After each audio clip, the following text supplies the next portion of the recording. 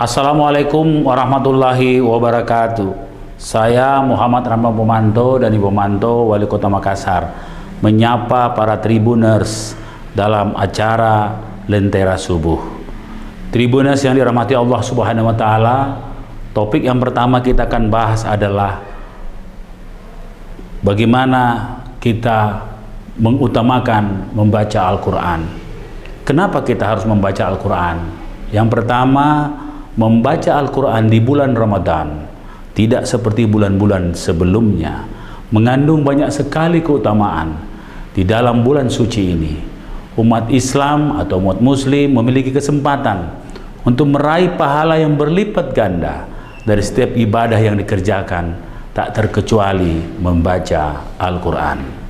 Yang kedua, dalam suatu riwayat dikatakan bahwa Rasulullah SAW pernah belajar dan membaca Al-Quran bersama malaikat Jibril di bulan Ramadan. Hal tersebut sebagaimana terdapat dalam hadis yang diriwayatkan oleh Ibnu Abbas radhiyallahu anhu. Yang ketiga, keutamaan membaca Al-Quran di bulan Ramadan memperoleh ketenangan dan dinaungi oleh malaikat. Yang keempat, pahala satu huruf dibalas 10 kebaikan. Dan yang kelima adalah diharamkan dari sifat dengki. Disebutkan dalam suatu hadis bahwasanya umat muslim yang membaca Al-Quran akan diharamkan dari sifat dengki oleh Allah Subhanahu wa Ta'ala. Dan yang keenam atau yang terakhir, kita akan mendapatkan syafaat dari Rasulullah di hari kiamat. Rasulullah SAW bersabda, Al-Quran itu didatangkan pada hari kiamat nanti.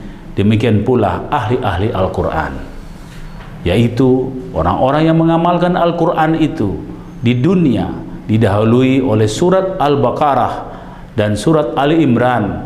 Kedua surat ini menjadi hujjah untuk keselamatan orang yang mempunyainya, yakni membaca, memikirkan, dan mengamalkannya. Dan yang ketujuh, ditempatkan oleh Allah Subhanahu wa Ta'ala di surga dalam hadis yang diriwayatkan oleh Imam Ibnu Majah. Berikut artinya, sesungguhnya Nabi Shallallahu Alaihi Wasallam bersabda, barang siapa membaca Al-Quran, menampakkannya dan menghafalkannya, maka Allah akan memasukkannya ke dalam surga dan memberikan syafaat 10 penghuni rumahnya, sekaligus melindungi mereka dari api neraka. Hadis riwayat Ibnu Majah. Terima kasih. Selamat berpuasa bagi para Tribuners. Assalamualaikum warahmatullahi wabarakatuh.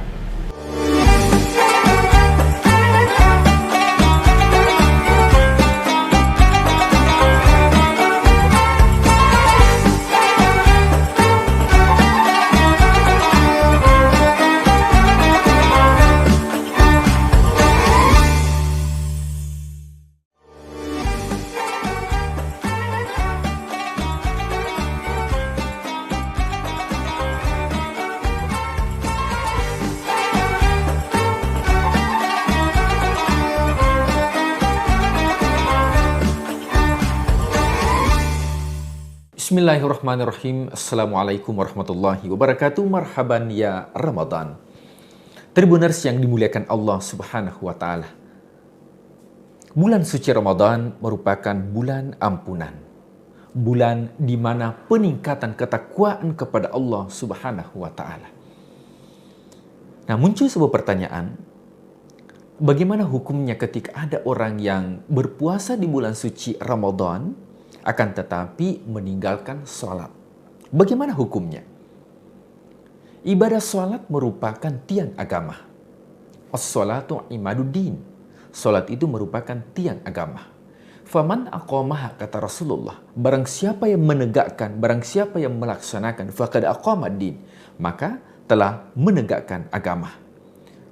Faman tarakaha, dan barang siapa yang meninggalkan, faqad hadamaddin, maka sesungguhnya orang tersebut sudah menghancurkan agamanya sendiri. Maka agama merupakan rukun di antara rukun Islam seperti ibadah-ibadah yang lain. Dan tentunya itu ada keterkaitan antara ibadah yang satu dengan ibadah yang lain. yaitu substansi atau tujuan dari ibadah tersebut, yang kita kenal dengan ibadah takwa.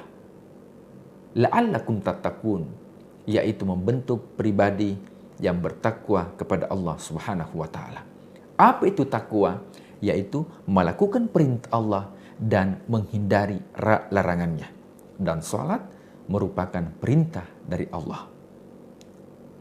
Maka ketika ada orang yang berpuasa sementara meninggalkan ibadah salat, maka sesungguhnya orang tersebut dia berpuasa secara syariat, akan tetapi tidak mendapatkan hakikat atau ma'rifah daripada ibadah puasa tersebut. Kenapa? Karena ujung dari setiap perintah itu dalam Al-Quran, selama tidak diurutkan oleh Allah dan tidak diurutkan oleh Rasulullah SAW, maka ibadah tersebut yang dilihat adalah ujungnya. Karena itulah inti daripada ibadah tersebut. Sebagaimana dalam surah Al-Baqarah, ya ayyuhalladzina amanu, wahai orang-orang yang beriman, kutiba alaikumusiyam, diwajibkan berpuasa sebagaimana diwajibkan umat-umat terdahulu. Tujuannya untuk apa? Yaitu la'allakum tattaqun, supaya bertakwa kepada Allah. Semestinya ibadah puasa ini bisa meningkatkan ibadah-ibadah yang lain, di antaranya ibadah sholat. Kalau meninggalkan sholat karena menganggap remeh, at-tahawun, maka dia berdosa besar di sisi Allah Subhanahu wa taala. Akan tetapi ketika melakukan ibadah puasa tapi tidak sholat, bagaimana hukumnya? Hukum puasanya, maka hukum puasanya tetap sah. Kenapa? Karena meninggalkan sholat tidak masuk dalam kategori yang membatalkan ibadah puasa. Akan tetapi ketika seseorang ingin mendapatkan ampunan Allah, kata Rasul, man shoma ramadhana, siapa yang berpuasa di siang hari bulan suci Ramadan, maka mendapatkan ampunan Allah. Ghufira lahu ma taqaddama min dzambi, diampuni dosa-dosa yang pernah dilakukan 11 bulan yang lalu. Nah, bagaimana dengan di malam hari? Maka ibadah yang dilakukan di malam hari yaitu ibadah salat. Man qama ramadhana, siapa yang melakukan ibadah salat imanan wahtisaban, dalam keadaan iman, ghufir lahu ma taqaddama min dzambi, maka akan diampuni dosa-dosanya oleh Allah. Maka merugilah orang yang hanya mendapatkan ampunan Allah di siang hari tapi tidak mendapatkan ampunan Allah di malam hari. Kenapa? Karena hanya melakukan ibadah puasa dan tidak menyempurnakan dengan melakukan ibadah salat. Tribuners yang dimuliakan Allah Subhanahu wa taala. Nah, ada pertanyaan yang masuk. Bolehkah meneruskan kebiasaan berenang di siang hari bulan suci Ramadan? Nah, dan bagaimana ketika ada yang ketelan air dengan tidak sengaja? Nah, kita ke poin yang pertama, kebiasaan berenang. Berenang itu merupakan anjuran Rasulullah SAW. Rasulullah mengatakan, "Allimu auladakum," ajarkanlah kepada generasi muda, generasi milenial, as-sibahah, yaitu berenang, ar-rimayah, yaitu memanah, wa quduyul khiyal, dan juga berkuda. 3 ini merupakan sunnah Rasulullah SAW. Poin yang pertama yaitu as-sibahah, berenang. Maka kebiasaan berenang ini adalah kebiasaan yang baik karena mengikuti sunnah Rasulullah SAW. Hanya saja ketika berenang di siang hari bulan suci Ramadan, maka dikhawatirkan ada rongga yang terbuka yang masuk air, yang itu bisa membatalkan ibadah puasa. Tentunya kalau mengatakan tidak sengaja, maka ada unsur kesengajaan ketika dia berenang. Apalagi kalau berenangnya yaitu dalam keadaan menyelam, maka ini dikhawatirkan ada rongga yang terbuka. Dan ketika itu masuk air, itu bisa membatalkan puasa. Seperti apa? Rongga yang terbuka, yang pertama hidung. Yang kedua, telinga. Dan yang ketiga, mulut. Itu rongga yang terbuka. Bahkan di bagian bawah, ketika itu rongga yang terbuka masuk air, maka itu bisa membatalkan puasa. Nah, sebaiknya, kalaupun tidak sampai masuk ke rongga tersebut, maka bisa saja itu memakruhkan ibadah puasa.